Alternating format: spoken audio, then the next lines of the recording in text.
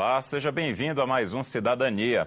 Hoje vamos falar sobre conselhos populares. No mês de maio, a presidente Dilma Rousseff editou o Decreto Federal 8243, que cria a Política Nacional de Participação Social. O texto regulamenta a criação e o funcionamento de conselhos que atuam em áreas específicas, como, por exemplo, juventude e meio ambiente. As decisões dessas esferas seriam levadas em conta pelo governo na hora de formular políticas públicas. O decreto presidencial provocou polêmica no Congresso e um projeto de decreto legislativo em análise pela Câmara dos Deputados pode sustar os efeitos da lei que cria os conselhos populares. Sobre o assunto, eu converso agora com André Luiz da Silva, coordenador do Fórum de Transparência, Participação e Controle Social. André, obrigado por ter vindo aqui aos estúdios da TV Senado, participar do Cidadania. E antes mesmo da gente entrar na polêmica, é bom que o telespectador saiba o que são, de fato, os conselhos populares e o que eles fazem. Obrigado pela oportunidade, Hermes. Os conselhos de políticas públicas, né, ele é um auxiliar do Executivo e do Legislativo para que programas e ações do governo se efetivem de acordo com a necessidade do cidadão. Esse decreto que a presidente Dilma Rousseff editou em maio, ele, na verdade, não cria os conselhos. Eles já existem há um bom tempo, né? Explica um pouquinho em que áreas eles atuam. Existem conselhos que vão atuar em áreas bem específicas, por exemplo. Não é uma coisa tão simples, né? Cada um tem uma área de atuação. Fala um pouquinho desse trabalho. Então, Hermes, o decreto ele está sendo mal entendido, mal interpretado. Talvez porque não leram atentamente, mas ele não inova muito no que já existe. Ele praticamente vem legitimar o que já existe de conselhos, de audiências, de fóruns, que são nada mais nada menos que formas de participação popular.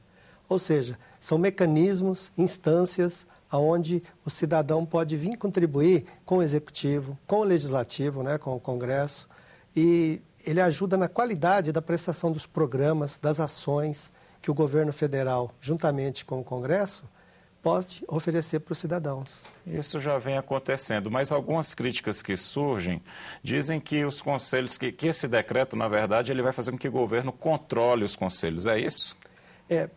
Hoje em dia já acontece, igual, por exemplo, o Conselho de Saúde. O Conselho de Saúde já tem mais de 20 anos e ele é um dos poucos deliberativo.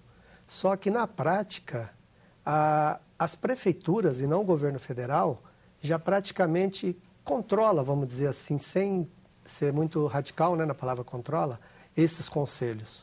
Então, o que nós queremos agora é que um debate mais amplo, e esse decreto traz mais legitimidade aos conselhos, não só aos conselhos, né, várias outras instâncias, mas especificamente dos conselhos, para que ele atue de acordo com diretrizes, regras, para que ele não fique preso ao Executivo e que o cidadão possa realmente mostrar para os conselheiros o que precisa trazer para a sociedade.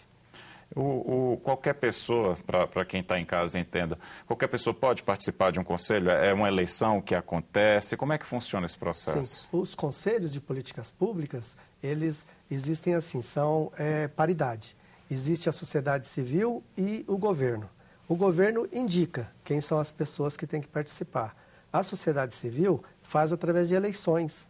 Por exemplo, Conselho de Saúde, nos municípios, podem ser feitos nas conferências de saúde, da educação, nas conferências de educação. Então, ali se apresentam entidades, cidadãos, né, indivíduos não governamentais, e se candidatam. E aí, a própria sociedade civil se organiza e elege os seus pares para participar do conselho. Uma outra dúvida que surge também, isso fere de alguma maneira a autonomia, o trabalho do Legislativo, ter essa participação do Conselho mais próxima do Executivo? Então, essa é outra grande confusão, né? Que eu não sei se é porque não leram direito ou se tem algum viés, algum interesse político. Porque ele não fere nada do Legislativo e nem tampouco do Executivo. Ele apenas vai colaborar, né, Hermes, a dar mais qualidade ao trabalho desenvolvido pelos parlamentares para o cidadão e para o Executivo para o cidadão. Um ponto que você destacou é que o decreto da presidente Dilma, ele protege mais os conselhos, ajuda a impedir que eles sejam controlados. Mas, ao mesmo tempo, ele dificulta a criação de novos conselhos, por exemplo, ou chega até a extinguir conselhos que já existem? Então, ele não extingue e nem cria. Ele dá oportunidade, dentro das diretrizes, né, regras claras, que se crie conselhos. Por exemplo, no estado de São Paulo, nós estamos criando o Conselho de Transparência e Controle Social. Foi feito pela sociedade civil junto com o Executivo e mandado para a Câmara de Vereadores para aprovar. Então, o que acontece? Agora ele vai para o crivo dos vereadores aprovarem ou não. Então, não é assim, o Executivo junto com a sociedade vai criar ou extinguir conselhos. Ele passa pelo Legislativo. E isso vem reforçar o papel do legislador. Porque até então ele não ficava para os deputados, né, para os vereadores decidirem sobre a matéria. Agora, você traz um ponto positivo, mas muitos deputados, principalmente, eles têm criticado porque dizem que esse decreto ele não é o mecanismo mais correto para tratar sobre esse tema, que devia ser um projeto de lei ou enviado pelo governo, um projeto de lei que surgisse aqui no Congresso, por iniciativa de algum deputado ou senador. E, nesse sentido, tem um projeto de decreto legislativo do deputado Mendonça Filho que tenta sustar os efeitos do decreto da presidente Dilma, que regulamenta a criação e o funcionamento dos conselhos populares. O que você pensa a respeito desse decreto legislativo? Então, Hermes, existem duas iniciativas do Congresso. Um pela Câmara, que é o PDC, Projeto de Decreto Legislativo, o 1491, que quer sustar o decreto 8243, de participação social. E no Senado existe o PDS 117, que também quer sustar o decreto. Então, são dois movimentos, na Câmara e no Senado. O que vem com isso? É que não tem muita informação que vem até a sociedade. Há muitos anos, nós temos, junto com a sociedade civil, os conselhos, temos reivindicado do governo e também do Legislativo que se faça conferências. Há uns 2 anos atrás, nós fizemos a Conferência Nacional de Transparência e Controle Social, de onde saiu 80 propostas. Com essas propostas, ia melhorar demais a transparência e o controle social. Ele ficou engavetado depois da conferência. Aí nós continuamos uma outra frente, fazer um decreto de participação social, que é esse decreto 8243, que está agora em discussão, em debate. O que aconteceu? Há muitos anos atrás, nós temos trabalhado junto com o Executivo na formulação dessa minuta para o decreto. Quando o Mandela faleceu, a presidente Dilma ia assinar o decreto, mas não foi possível. Aí ficou agora para alguns dias atrás. Então, aprovou, mas não é um decreto do governo federal.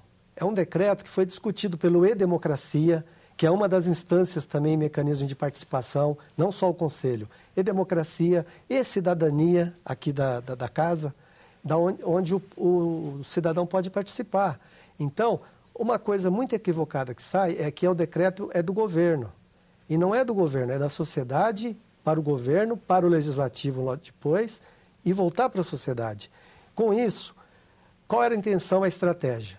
Que é uma coisa que poucos comentam, eu vou abrir aqui em primeira mão para vocês. Nós queríamos um decreto, a sociedade civil, porque a gente sabe que decreto, a gente queria um projeto de lei. A gente sabe que o decreto, acaba um governo, o outro governo pode tirar ele facinho. Só que como a gente sabe que existe correlações de forças, nós falamos, se for um projeto de lei enviado ao Congresso, ele vai ficar na geladeira.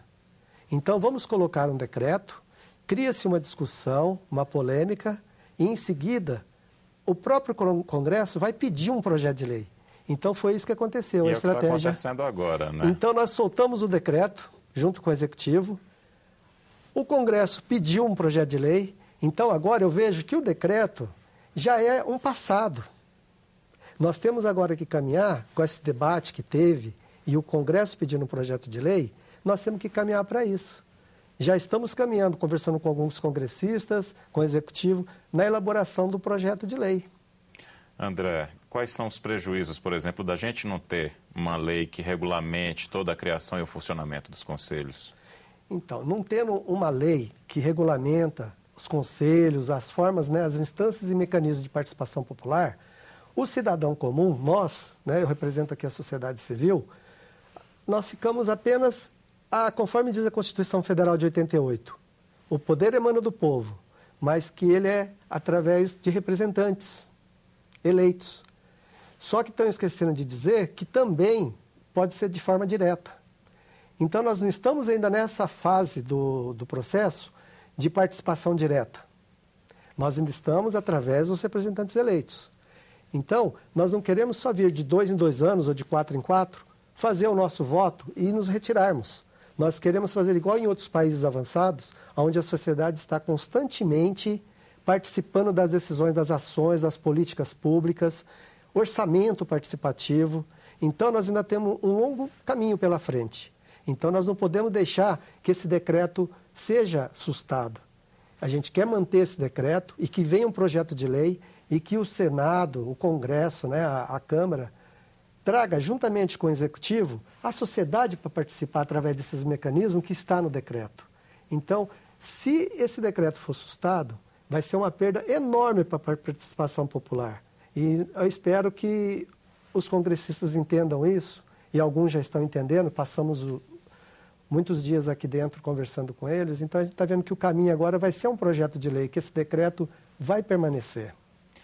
Você já milita nessa área de participação popular há muito tempo. Você sente que o brasileiro, porque o brasileiro tem essa fama de não ter muito interesse, né, nos caminhos da política que afetam a vida de todos nós. Você percebe que esse interesse tem aumentado, que as novas gerações, ou até as pessoas que já estão aí há mais tempo, mas agora estão despertando para participar mais ativamente por meio dos mecanismos de participação popular? Então, Hermes, é que é uma história, né?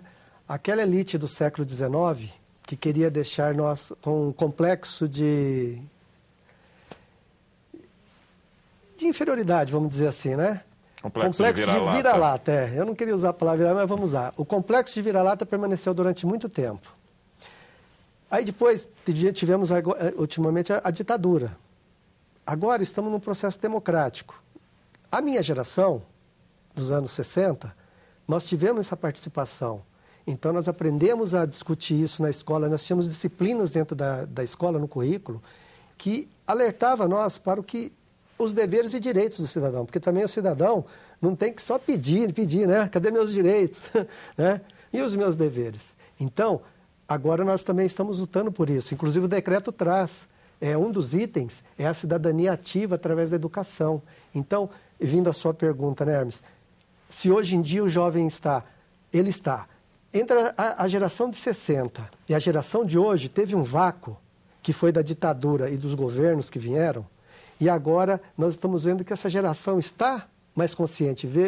Estamos até presenciando aí, alguns anos atrás, né, teve os movimentos populares na rua.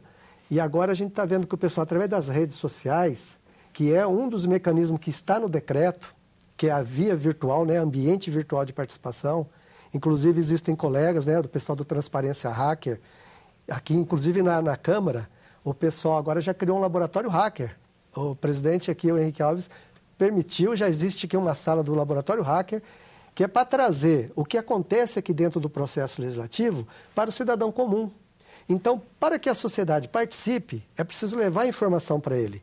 Precisa formá-lo na escola, criar currículo dentro da educação, para que ele saiba, de novo, o que a gente sabia em OSPB, política social.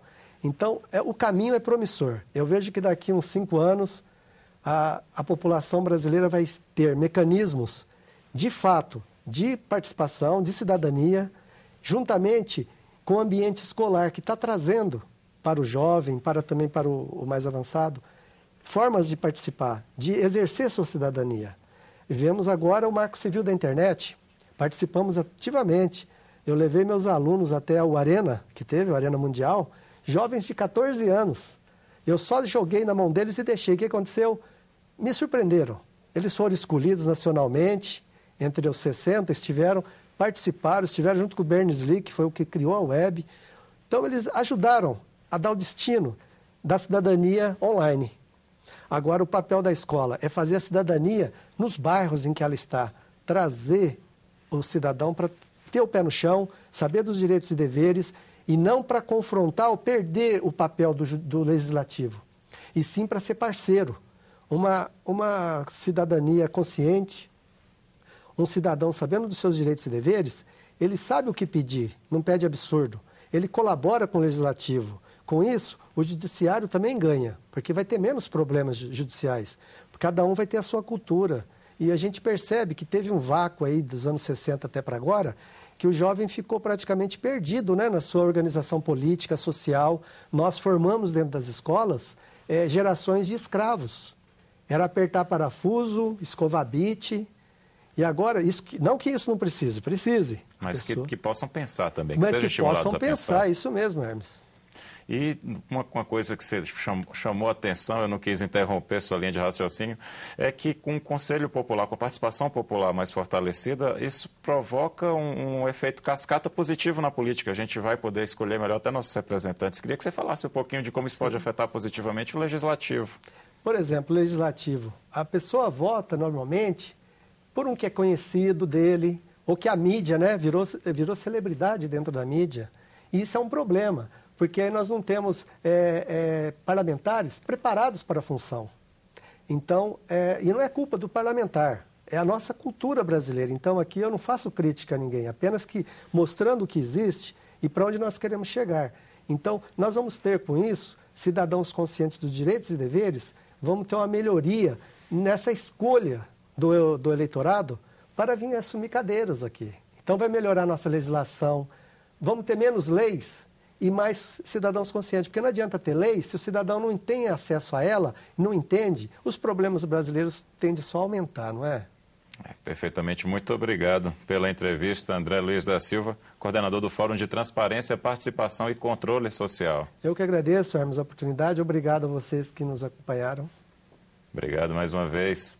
O Cidadania fica por aqui. Você pode participar do programa com sugestões de temas pelo telefone 0800 61 2211 e pelo site da TV Senado, senado.leg.br/TV, ou pelos perfis da TV Senado no Twitter e no Facebook. Muito obrigado pela sua companhia e até o próximo programa.